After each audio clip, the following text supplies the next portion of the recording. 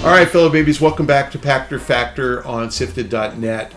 Welcome to our Patreon patrons and YouTube subscribers who are getting this real time. For those of you who aren't doing either of those, or even if you are doing those things, stick it to Amazon, please. It's free. Link your Amazon Prime account to your Twitch Prime account.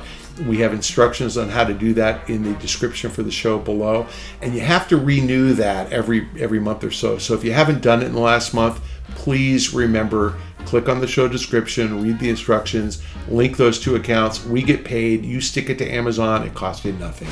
This episode of Pachter Factor is brought to you by DeShazer Ryan Realty. Right now, Doug DeShazer has beautiful lots available adjacent to Koocanusa Lake in northwest Montana. Pull up your RV and access the hookups, or build your own construction. Either way, you have access to world-class fishing, hunting, boating, swimming, biking, hiking, and the internet. No matter where you're looking to buy, make Doug DeShazer your real estate consultant at 406-291-1643. That's Doug DeShazer at 406-291-1643. Today's question from YouTube from the Mahayanist. How many more console generations do you think are left given Xbox's move to push Game Pass onto TVs, mobile, and PC? When that day comes, what will happen to PlayStation and Nintendo? Consoles are like movie theaters, okay?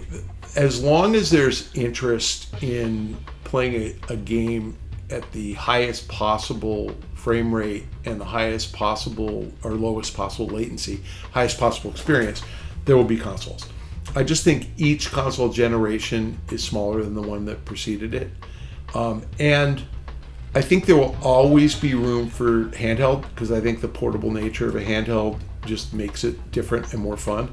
And until phones truly replace Switch, I think the Switch will have a life for another 20 or 30 years.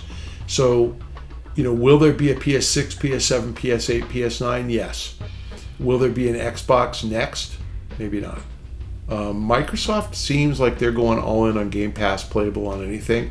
There probably will be one more Xbox generation just for the fanboys, but I don't think you need it. And if the technology evolves to the point where your Xbox is just a lump and it plugs into your TV and the game gets downloaded to that and everything else happens in the cloud, we're off to the races. Microsoft just needs that client, and they need a processor to manage it. And again, processor and the controller, I don't know. I don't know. But they can kill the latency if your screen is rendering what's right there local, as opposed to everything having to go back and forth. So I expect that we're going to get innovation in that. I know the technology is advancing. I know Microsoft's on top of it, and it makes cloud servers more efficient as well. The chips are actually at the cloud server level. So we'll see. Probably going to see one more version of the Xbox. You're probably going to see 5 more versions of the PlayStation, and you're probably going to see 100 more versions of Nintendo consoles, because Nintendo just is going to keep its content available only on its consoles until they're forced to put their content elsewhere. Sony is going to keep trying this model until it fails. And it's not going to fail. It's just going to get smaller and smaller and smaller as you get more alternatives.